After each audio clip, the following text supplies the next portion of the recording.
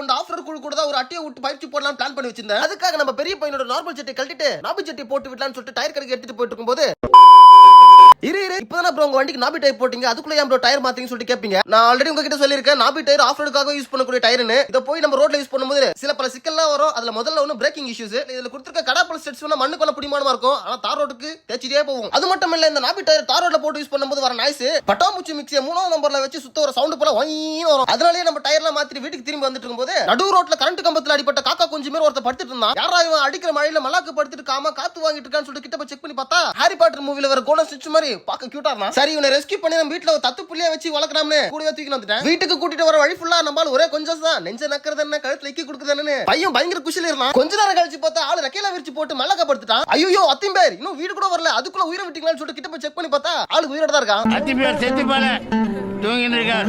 சரி பச்சை இந்த மாதிரி கூடிய ஓட்டிட்டு இருக்கானே பறந்தெல்லாம் போக மாட்டான்னு சொல்லிட்டு கார் டோர் திறந்தா கண்ண மூடி கண்ண திறக்கிறதுக்குள்ள மின்னல் வேகத்துல பறந்துட்டான். என்னடா இவ்வளவு குட்டியா இருக்கானே இவனால எப்படி பறக்க முடியும்னு சொல்லிட்டு கூகுள் பண்ணி பார்த்தா தலைவனோட சைஸே இவ்வளவுதானோ, இவன் ஷிஃப்ட்னு ஒரு பறவை இனத்தை சேர்ந்தவனு சொல்லிட்டு தெரிய வந்தது. தலைவன் தனியால இல்ல இவனுக்கு படா ஃபேமிலி இருக்கணும், இவனுங்க அங்காளி பங்காளி எல்லாம் ஆளுக்கு ஒரு அடமொழி பேர் வச்சிருக்காங்கன்னு சொல்லிட்டு தெரிய வந்தது. Alpine shift, little shift, ballot ஷிஃப்ட்னு சொல்லிட்டு இவனுக்கு ஏகப்பட்ட ஃபேமிலி இருந்தது. சரி எப்படி இருந்தாலும் அவன் குடும்பத்தோட சந்தோஷமா இருப்பான்னு நினைச்சிட்டு மாத்திட்டு வந்த நாபி டயரை நம்ம வண்டிக்கு ஃபிக்ஸ் பண்ணிட்டு இருந்தேன். அப்பன்னு பார்த்தா நம்ம வீட்டுக்கு வெளியே ஆட்டோடிக்க சவுண்ட் கேட்டுச்சு. யாரான்னு பார்த்தா நம்ம ஜிம் நண்பர் வாமா ஜிம்முக்கு போலாம்னு சொல்லிட்டு கூப்பிட்டான். சரி நானும் நாபி டயரை நைட் வந்து மாட்டிக்கலாம்னு சொல்லிட்டு அவங்க கூட கிளம்பி ஜிம்முக்கு போயிட்டேன். இன்னைக்கு ஷோல்டர் மசில்ல கொஞ்சம் ஃபோக்கஸ் பண்ணலாம்னு சொல்லிட்டு ஒரு 6 எக்சர்சைஸ் 15 பேருக்கு 3 போட்டு முடிச்சிட்டு வீட்டுக்கு கிளம்பி வந்துட்டு நைட் டின்னருக்கு ஆம்லெட் சாப்பிடலாம்னு சொல்லிட்டு 6 முட்டையில 2 ஆம்லெட் போட்டு சாப்பிட்டு என் டின்னரை முடிச்சிட்டேன். அப்புறம் பார்த்தா நம்ம ஏரியா பசங்க கிரிக்கெட் எல்லாம் வாடான்னு சொல்லிட்டு கூப்பிட்டாங்க. சரி நானும் அங்க போயிட்டு 2 3 மேட்ச் எல்லாம் ஆடிட்டு அங்கிருந்து கிளம்பி வீட்டுக்கு வந்துட்டோம் மக்களே. அடுத்த வீடியோ சந்திக்கும் வரை டாடா பாய் பாய் குட் நைட்.